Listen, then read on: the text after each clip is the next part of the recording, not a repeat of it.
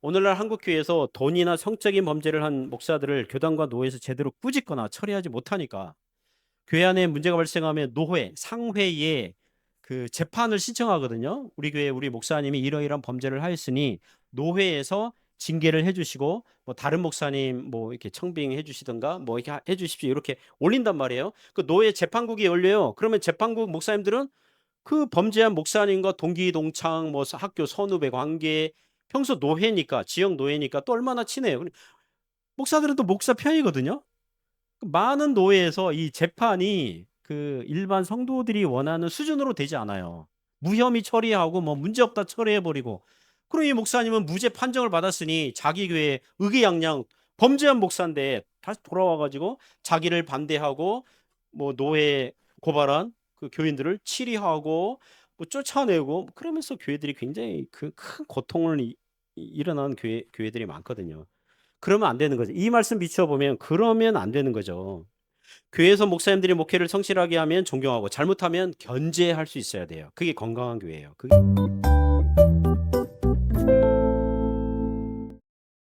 네, 오늘 교회와 가정에서 5계명의 적용.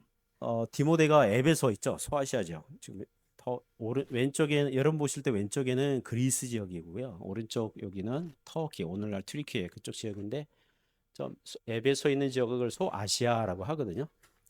마이너 아시아 이렇게 불렀는데 거기서 사역하고 있던 에베소 교회 그 당시 뭐 가정교회 형태죠. 거기서 사역하고 있던 디모데에게 사도 바울이 이제 권면하는 그런 본문에서 이렇게 발췌한 것입니다. 디모데전서가 그런 내용이고요.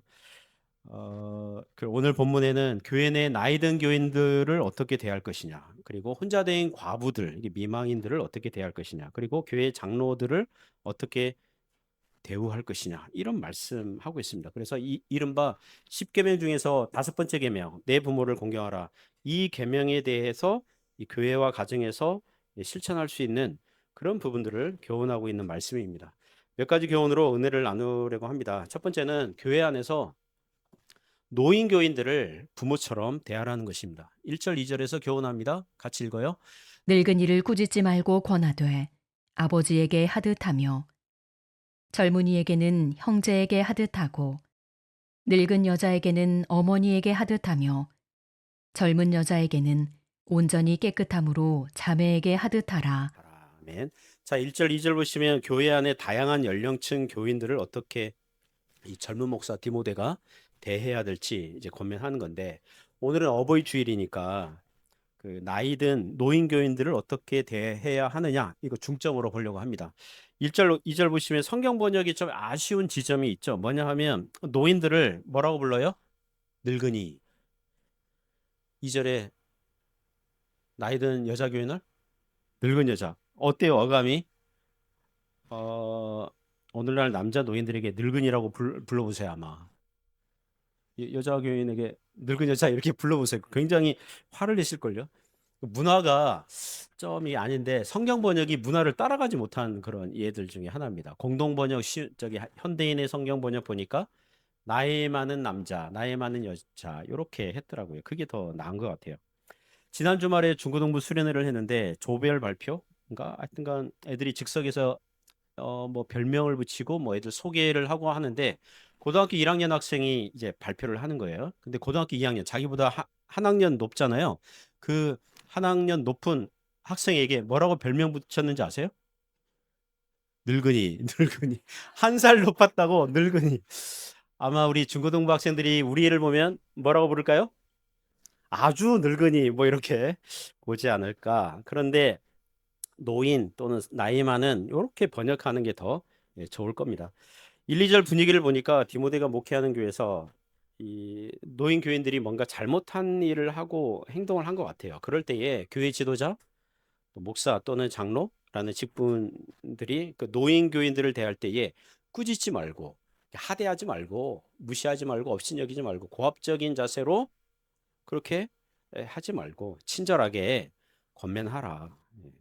친절하게 가르쳐라. 그런 거죠. 그죠? 누구에게 대하듯 하라 그래요? 나이 많은 남자는 남자 교회는 아버지에게 하듯. 2절에 보면 나이 많은 여자에게는 어머니에게 하듯 하라. 이런 거죠. 가정에서 나이 드신 부모님이 뭔가 실수를 하셨어요. 그러면 자녀들이 그 부모님을 어떻게 할까요? 쥐잡도 잡아요? 아니죠. 그럴 수가 없죠. 이렇게 참고 부드럽게 친절하게 권면하고 뭐 그래야 되죠. 그렇잖아요. 제가 청년 시절에 그 시골 교회에서 있었던 일입니다. 그 교회 부목사님 계셨는데 그 부목사님이 제 기억으로 한 40대 나이 좀 되셨어요. 주일 저녁 예배를 주로 담당을 하셨는데 돌이켜 보면 그 목사님이 신학교에서 목회를 잘못 배우셨던 것 같아요. 그러니까 그 당시에는 강단에 올라가면 주의 종이다 그래서 이제 교인들을 뭐라 그럴까요? 설교 중에도 이제 반말조 비슷하게 하는 그런 것을 신학교에서 배운 것 같아요. 예, 그게 무슨 권위를 세우는 어떤 그것이냐. 지금으로부터 뭐 3, 40년 전이니까 뭐 그런 권위주의가 막 통하던 그런 시대였죠. 한 번은 주일 저녁 설교 중에 그 회중석에 김 장로님 나이가 뭐 꽤 드신 장로님 계셨는데 이렇게 얘기하는 거예요. 제가 청년 때 20대 초반 때 있었는데 김 장로 어떻게 생각하시오? 이렇게 하는 거예요. 40대 젊은 목사님이 김 장로 어떻게 생각하시오? 뭐 이런 거 있잖아요. 깜짝 놀랐거든요. 어 그때는 뭐 그런 권위주의가 통하던 시대였는지 모르지만 오늘 말씀에 비춰보면 잘못된 행동이죠. 잘못된 태도죠. 반대로 나이 많은 교인들이 젊은 목사나 젊은 전도사에게 나이가 적다고 그래가지고 역시 무시하고 하대하고 업신여기면 안 되겠죠. 제가 부목사 시절에 섬기던 교회들 중에 어느 교회는 나이 많은 장로님들이 담임 목사님도 나이가 적으셨고 부목사님들도 나이가 적으셨는데 장로님들끼리 모였을 때 이렇게 서로 이렇게 장로님들끼리 이렇게 사담 이렇게 교회에서 이렇게 할 때에 뭐 이렇게 지나가면서 들리는 거예요. 아, 김 목사가 말이야. 뭐 이런 거 있잖아요. 목사님도 님자를 빼요. 박 목사가 뭐 이런 거. 제가 그때 강도사였거든요. 오강도사가 그래서 결코 은혜롭지 않았다. 그런 교회 분위기는 결코 은혜롭지 않았다. 이걸 기억하고 있습니다. 사랑하는 성도 여러분, 교회에서는요 서로 존중하시기 바랍니다. 우리 교회에서 나이가 상대적으로 있으신 교인들이 있으시죠? 저보다 형님뻘, 누님뻘 뭐 그런 교인들이 있으시죠. 그리고 여러분보다 나이가 많은 교인들이 있잖아요. 그분들 어떻게 대해야 됩니까? 오늘 말씀 보면 여러분이 청년 나이라면 우리 교회에서 청년이라면 누구겠습니까? 우리 임태영 집사님, 성지민 집사님.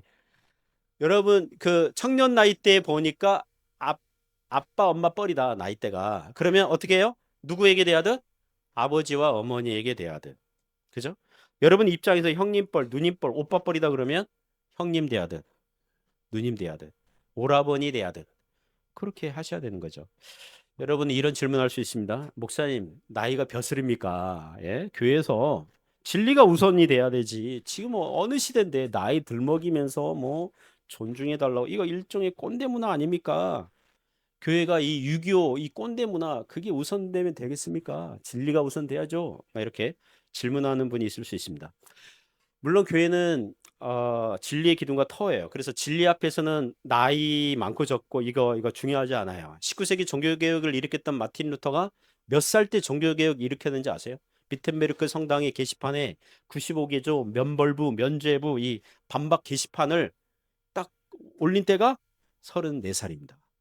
34살 때에 그 당시 천년 역사를 가지고 있던 중세교회의 이 시스템을 부딪힌 거예요. 그러니까 진리는 나이랑 상관없어요. 그러나 교회에서 대부분의 일들은 진리에 관한 것도 있지만 비본질적인 것, 비진리에 관한 것들도 많거든요. 일 처리 과정, 회의할 때의 뭐 어떤 순서, 방식, 인간관계 문제, 이런 것들이 많거든요. 자, 그럴 때는 어떻게 해요? 부드럽게 오래 참고 권면할 수 있어야 한다는 것입니다.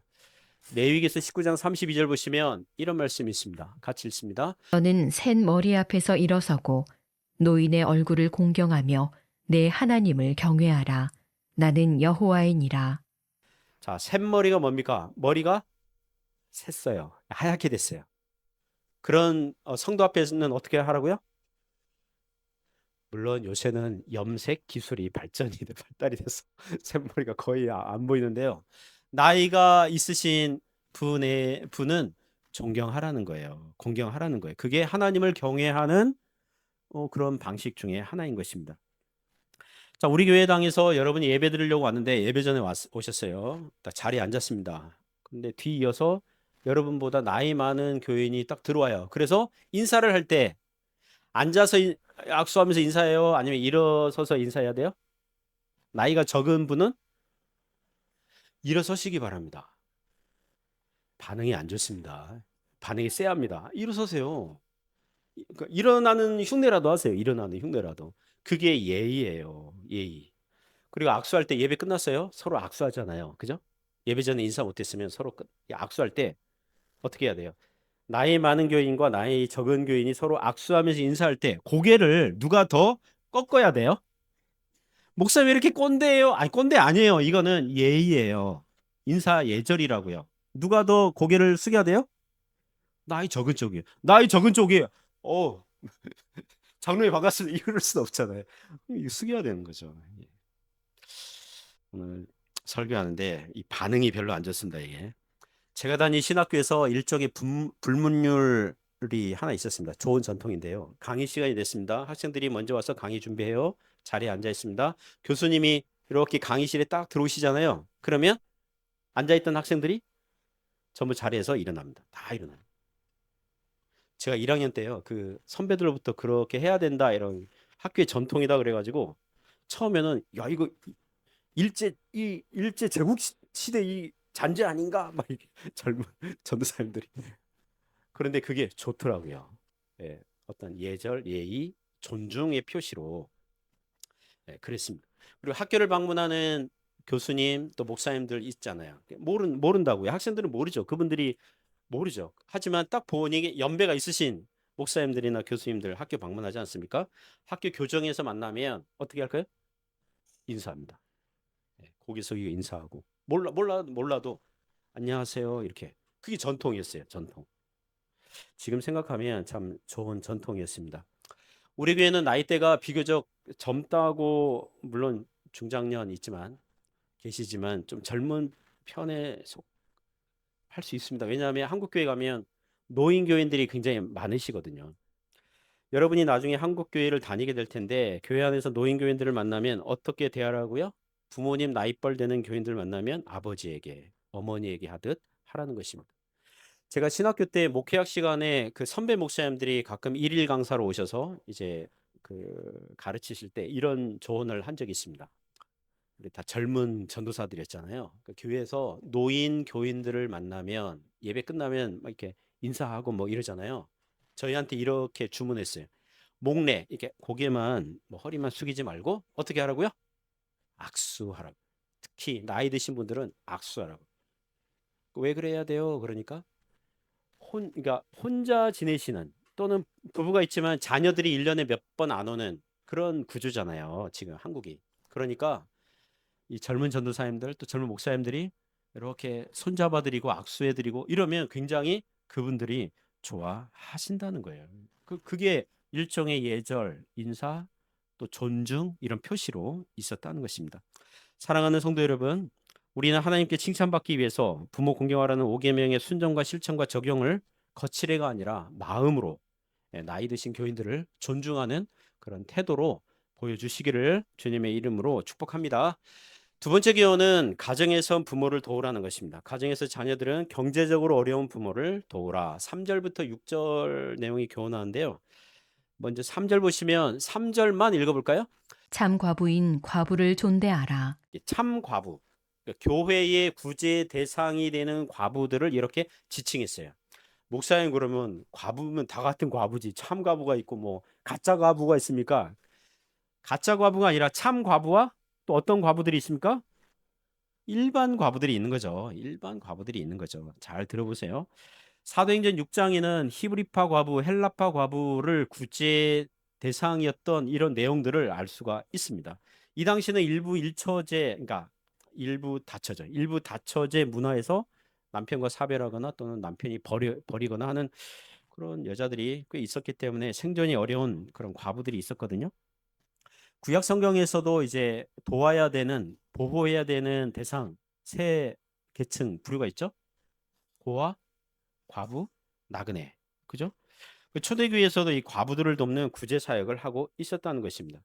그래서 교회가 구제해야 될 이 과부들이 바로 참과부, 참과부에 해당되는 이 사람들을 도와야 되는데, 자, 그러면 참과부의 자격과 조건이 어떻게 됩니까?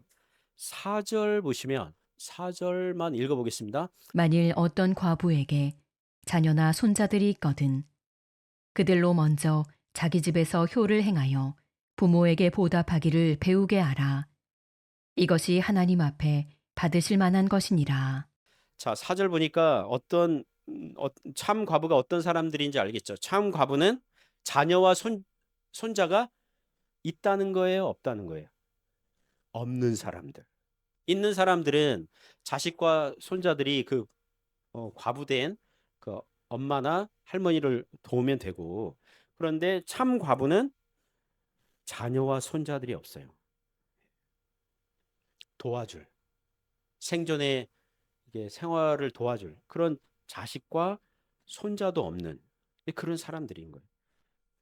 자, 그러면 계속해서 보면 또 참과부는 어떤 조건과 자격이 있습니까? 5절과 6절 보시면 5절 6절 같이 읽습니다. 참 과부로서 외로운 자는 하나님께 소망을 두어 주야로 항상 간구와 기도를 하거니와 향락을 좋아하는 자는 살았으나 죽었느니라. 참과부는 어떤 사람이냐면 5절 보면 외로운 자는, 참과부로서 외로운 자는, 그러니까 남편도 없고 자식도 없고 손주들도 없고 그런 외로운 그런 자매, 그런 과부예요. 그래서 자기의 남은 시간을 하나님 앞에서 주야로 간구와 기도 생활하는 그런 자매. 그런데 6절 보니까 향락을 좋아하는 자 이렇게 나오거든요. 남편도 없고 자식도 없지만 어떤 과부는 아무도 없지만 외롭지만 결코 이 스타일이 외롭지 않은, 신앙이 별로 없어서 향락을 좋아하는, 인생 즐기는, 전혀 기도 생활하지 않는 그런 과부들은 참 과부에 들어갈 수 없다는 거예요. 그런 얘기하는 것입니다. 그리고 7절, 8절 보시면 이 4절에 대한 추가 설명으로 보입니다. 7절, 8절만 읽습니다. 내가 또한 이것을 명하여 그들로 책망받을 것이 없게 하라. 누구든지 자기 친족, 특히 자기 가족을 돌보지 아니하면 믿음을 배반한 자요 불신자보다 더 악한 자니라. 신자의 가정에서 부모님이 경제적으로 어렵다면 자녀들이 생활비를 도와주고 보살펴야 한다는 것입니다. 자기 가족을 돌보지 아니하면 믿음을 배반한 자다. 불신자보다 더 악한 자다. 그때도 복음서에 나오는 고르반 제도를 인용한 적이 있습니다. 고르반, 이게 하나님께 바치다, 드려졌다, 이 히브리어에서 나온 건데요. 원래는 좋은 제도거든요.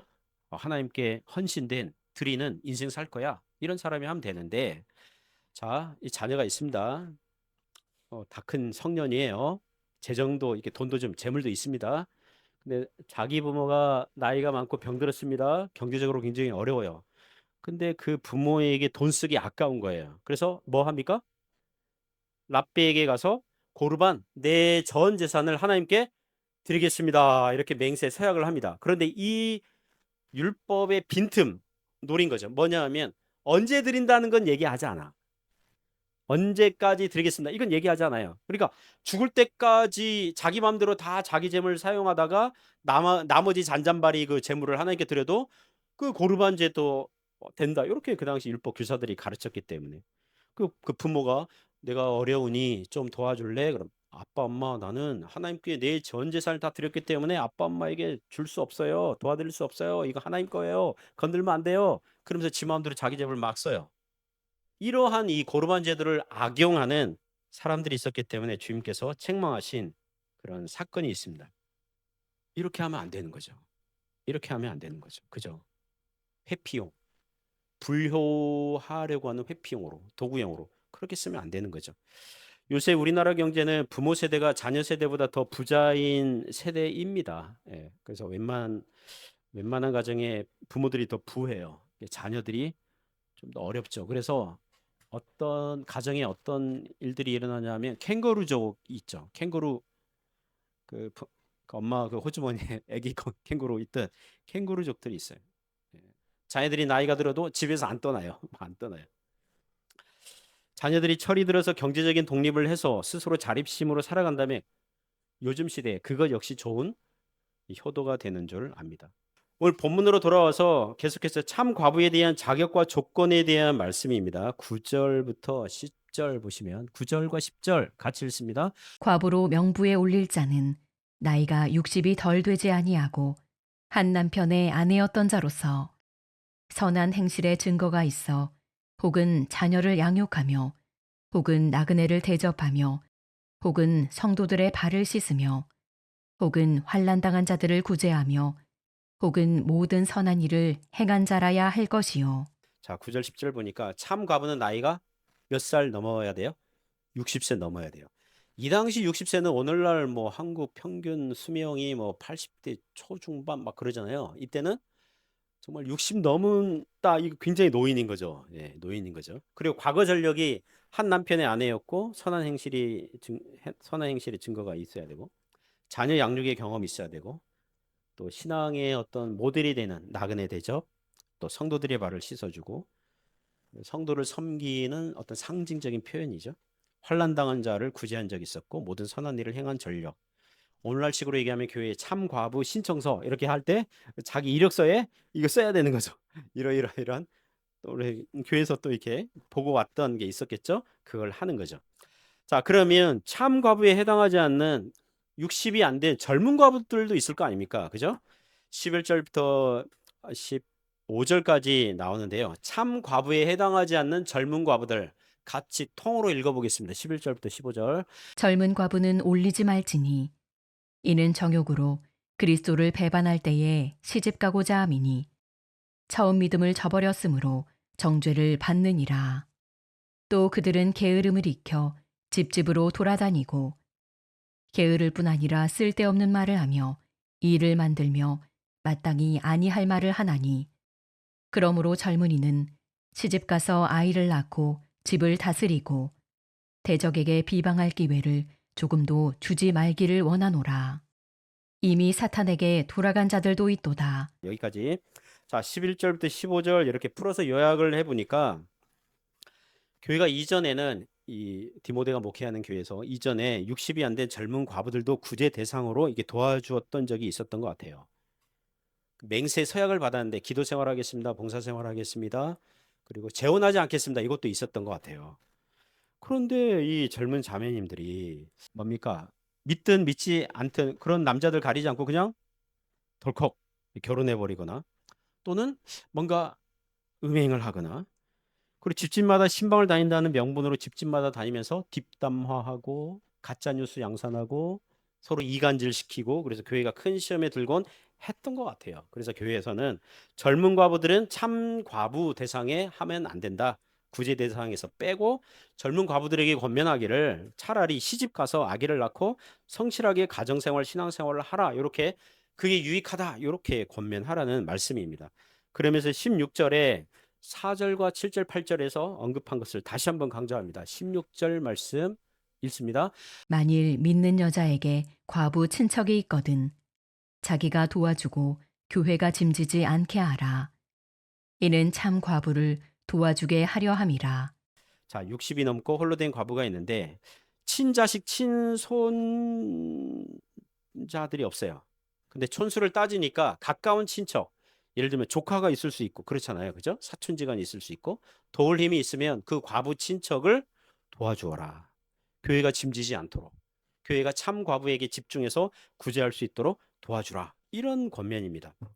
사랑하는 성도 여러분, 우리 하나님께서는 감당할 시험만 주시는 줄 믿습니다. 감당치 못할 시험 당함을 허락하시지 않습니다. 믿는 자들이 다른 사람을 축복할 때에 그 축복하는 자를 하나님께서 축복하시는 줄 믿습니다. 그게 자문에 나와요. 다른 사람을 윤택하게 하는 자를 하나님께서 그를 윤택하게 하실 거예요.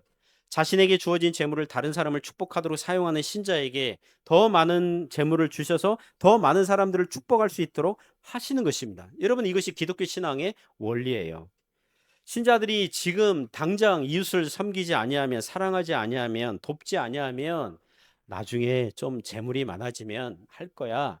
그런 사람은요, 나중에 재물이 많아져도 안 할 가능성이 굉장히 높습니다. 이게 해본 적이 없으니까. 현재 조금이라도 있을 때 조금씩이라도 부지런하게 성실하게 섬길 수 있으시길 바랍니다.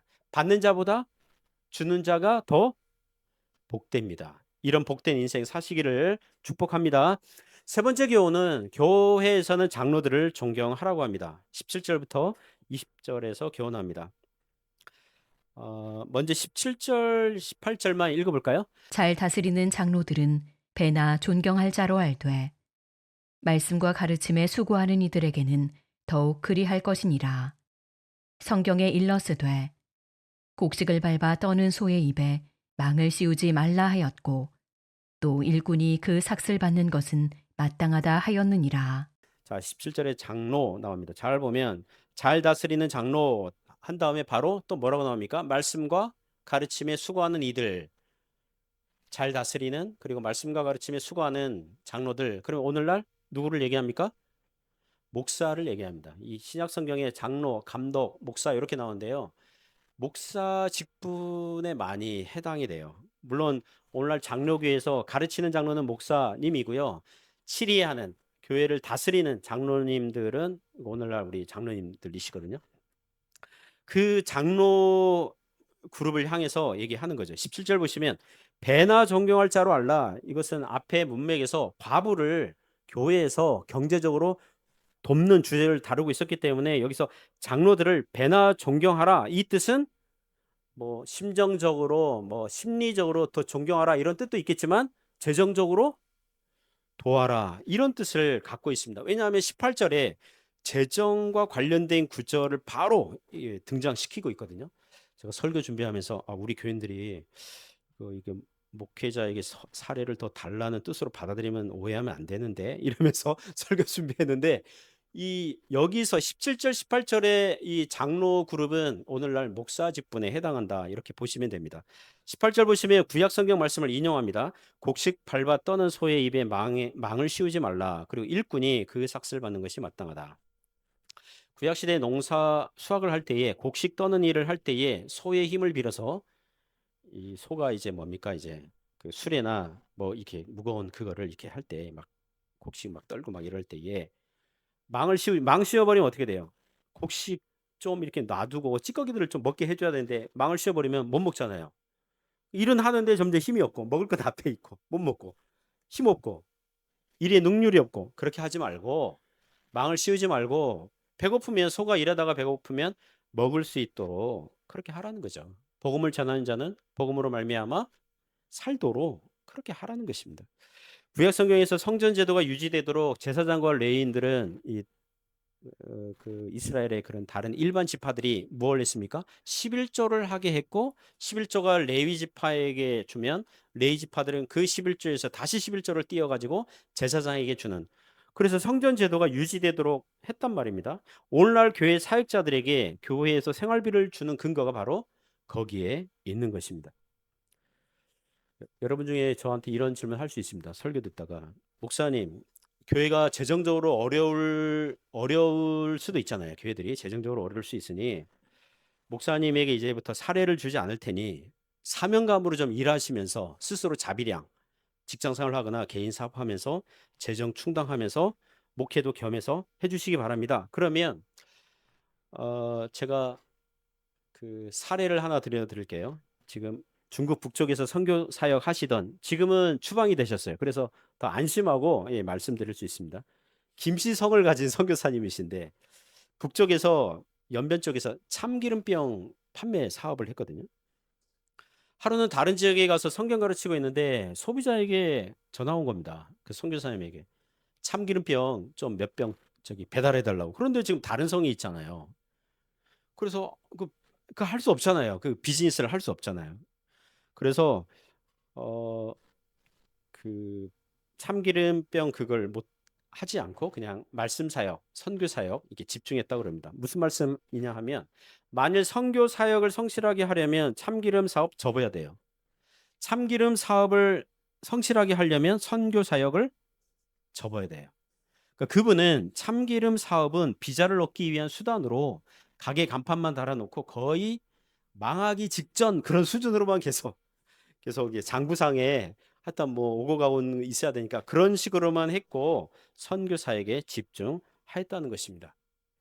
제 막내 처제가 웹소설가이고요. 몇 년 전에 전해 듣기로 뭐 한 해 수입이 5억 이걸 벌었대요. 거의 뭐 매달 5천, 4, 5천 정도 번 거잖아요. 제가 수년 전에 그 웹소설을 한번 써봐야겠다가 아니라 한번 성경의 사건을 좀 아이디어로 좀 재밌게 좀 소설 비슷하게 한번 써봐야겠다. 개인적으로 한번 써봐야겠다 그래가지고 한두 편이래 봐야 뭐 이렇게 써본 적이 있습니다. 그때 쓰면서 깨달은 게 있어요. 뭐냐 하면 소설을 쓰려고 그러면요.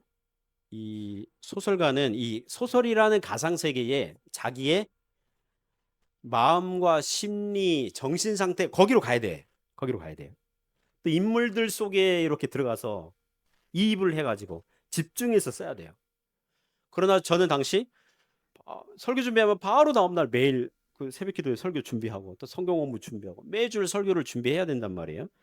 성경 읽고 연구하고 그 속에 살아야 되는데 정신적으로 다시 빠져나와가지고 소설이라는 가상세계에 또 들어가서 뭔가 이게 픽션, 그럴듯한 이야기를 만들어내는 거는 가능해요? 불가능해요? 제 능력으로? 불가능해요. 불가능하다는 걸 깨달았습니다. 최근에도 제가 잠을 자다가 그 꿈이 생생한 아주 재미있는 꿈을 꿨거든요. 이걸 설교를 한번 써봐야겠는데 하다가 포기했습니다. 왜냐하면 저에게는 최우선 순위, 말씀 가르치는 게 저한테 있기 때문에. 그러니까 다른 것에 집중할 정신적인, 심리적인, 체력적인 여력이 없는 거예요. 그 은퇴하면 모를까? 지금은 안 되는 거예요. 제가 만일 식당을 하면서 목회를 해볼까? 이렇게 상상해 보십시오. 그러면 제가 열심히 준비해야 하잖아요. 그죠? 요리를 연구하고 어떻게 하면 맛있는 요리를 낼까? 예? 만약 김치찌개를 만든다. 그러면 김치찌개 황금 레시피 막 검색해서 찾아보고 만들어보고, 그죠? 다른 사람들에게 먹어보라고 시식도 해보고 평가를 들어보고 해보고, 그죠? 식당 인테리어도 꾸며야 되고 식당 종업원들을 뽑고 그들에게 손님 응대하는 교육을 시킬 것이고 음식을 구입하는 도매처 이렇게 발품 팔아야 되고 손님들의 요구와 컴플레인을 해결하는 일을 해야 되고 또 세금은 어떻게 처리해야 되고. 여러분, 식당 운영이 장난입니까? 아닙니다. 그 어떤 직장이나 사업도 거기에 집중하지 아니하면, 자기를 헌신하지 아니하면 안 되는 것입니다. 그러니까 목회도 집중하지 않으면 안 되는 거예요. 자신의 전부를 드리지 아니하면 안 된다는 것입니다. 제가 뭘 말씀드리냐면 목회자는 다른 일을 겸하여 그 일을 할 수가 굉장히 힘들어요. 오늘날 재정적으로 어려운 개척교회 목사님들, 미자립 교회 목사님들이 뭡니까? 그 배달의 민족, 배달 뛰고 뭐 다른 뭐 이렇게 일을 하고 겸직하면서 주말에는 사역하고 뭐 이렇게 하잖아요. 그게 말이 쉽지요. 쉽지 않습니다. 이거 어렵습니다. 어렵습니다. 그래서 교회에서 말씀과 가르침에 수고하는 자들을 존경하고 그들의 생활을 책임져 주라고 성경에서 말씀하고 있는 것입니다. 갈라디아서 6장 6절에 이런 말씀이 있죠. 제가 좋아하는 구절들 중에 하나입니다. 여러분은 싫어할 수 있지 모르겠지만 저는 좋아하는 구절 중에 하나입니다. 같이 읽어보죠. 가르침을 받는 자는 말씀을 가르치는 자와 모든 좋은 것을 함께 하라. 아멘입니까? 여러분, 어디 해주에 어디 맛있는 식당 가가지고 맛집 가가지고 먹었어요. 그러면 누가 생각나야 돼요? 먼저 여러분 가족이 생각나야 돼요. 나중에 네, 아내나 또는 뭐 남편이나 자녀들 데려와서 또 여기 먹여야지. 또 해서 모든 좋은 걸 함께 하라고 그랬잖아요. 그럼 또 누가 생각나야 돼요? 이 말씀에 은혜 받으면서 제 입으로 꼭 말씀드려야 되겠습니까? 하여튼간. 그리고 19절, 20절 보시면 그 장로들에 대한 고발 문제 나오거든요. 19절, 20절 같이 읽습니다. 장로에 대한 고발은 두세 증인이 없으면 받지 말 것이요. 범죄한 자들을 모든 사람 앞에서 꾸짖어 나머지 사람들로 두려워하게 하라. 네가 또 이것을 명하여 그들로 책망받을 것이 없게 하라. 19절, 20절은 장로에 대한 고발. 두세 증인이 없으면 받지 말라. 이렇게 신중하게 해라. 목사님을 교회에서 사임시키고 쫓아내는 문제는 신중하게 해야 된다. 그런 거죠. 만일 장로에 대한 고발이 맞아요. 합당해요. 합당하면 그 범죄한 자들을, 20절에 범죄한 자들은 범죄한 장로들, 범죄한 목사들을 얘기합니다. 모든 사람 앞에 꾸짖어 나머지 사람들은 누구예요? 나머지 장로들, 나머지 이 당시 가정교회 형태로 했기 때문에 나머지 장로들과 목사들을 두려워하게 하라. 이런 거죠. 오늘날 한국 교회에서 돈이나 성적인 범죄를 한 목사들을 교단과 노회에서 제대로 꾸짖거나 처리하지 못하니까 교회 안에 문제가 발생하면 노회, 상회에 그 재판을 신청하거든요. 우리 교회 우리 목사님이 이러이러한 범죄를 하였으니 노회에서 징계를 해주시고 뭐 다른 목사님 뭐 이렇게 청빙해 주시던가 뭐 이렇게 해 주십시오 이렇게 올린단 말이에요. 그 노회 재판국이 열려요. 그러면 재판국 목사님들은 그 범죄한 목사님과 동기 동창 뭐 학교 선후배 관계 평소 노회니까 지역 노회니까 또 얼마나 친해요. 목사들은 또 목사 편이거든요. 많은 노회에서 이 재판이 그 일반 성도들이 원하는 수준으로 되지 않아요. 무혐의 처리하고 뭐 문제없다 처리해 버리고. 그럼 이 목사님은 무죄 판정을 받았으니 자기 교회 의기양양 범죄한 목사인데 다시 돌아와 가지고 자기를 반대하고 뭐 노회 고발한 그 교인들을 치리하고 뭐 쫓아내고 그러면서 교회들이 굉장히 그 큰 고통을 일어나는 교회들이 많거든요. 그러면 안 되는 거죠. 이 말씀 비추어 보면 그러면 안 되는 거죠. 교회에서 목사님들이 목회를 성실하게 하면 존경하고 잘못하면 견제할 수 있어야 돼요. 그게 건강한 교회예요. 그게 건강한 교회. 사랑하는 성도 여러분, 어버이 주일을 맞이해서 교회와 가정에서 부모 공경이라는 계명을 어떻게 적용할 수 있는지 봤습니다. 나이 드신 교인들을 부모처럼 대하시기 바랍니다. 그분들이 잘못한 것이 있으면 꾸짖거나 업신여기지 말고 한숨도 쉬면 안 돼요. 그분 앞에서 막 뭐 왜 그랬어요? 예, 부드럽게 권면할 수 있으시길 바랍니다. 부모님이 경제적으로 어렵다면 도울 줄 아는 자녀들이 되시고요. 자녀분들이라면 캥거루족 오래 하지 말고 얼른 경제적 독립을 시도하시기 바랍니다. 그래서 부모님을 도와드리는 교회 안에서 지도자로 섬기는 목사님들과 장로님들을 존경하되 건강한 견제 장치도 세워져서 교회가 하나님 기뻐하시는 또 우리 주님 예수 그리스도를 따르는 건강한 교회가 되기를, 건강한 가정이 되기를, 축복받는 교회와 가정이 되기를 주님의 이름으로 축복합니다.